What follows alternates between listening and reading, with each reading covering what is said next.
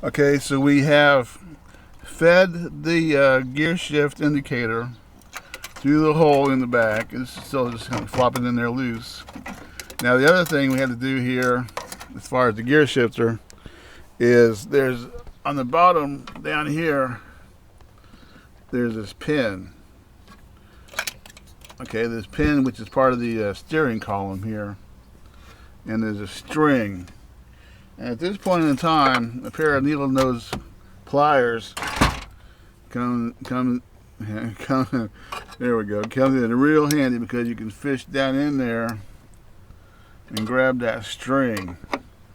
It's down in there. So there's the string. There's the string.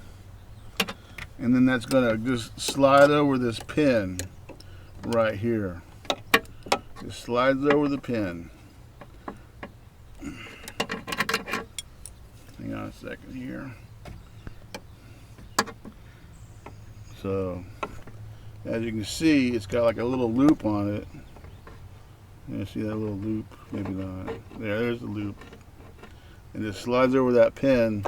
And the other end, of course, is in this gear indicator. We have to get all that dressed out and lined up and everything. So that's going to be our next step.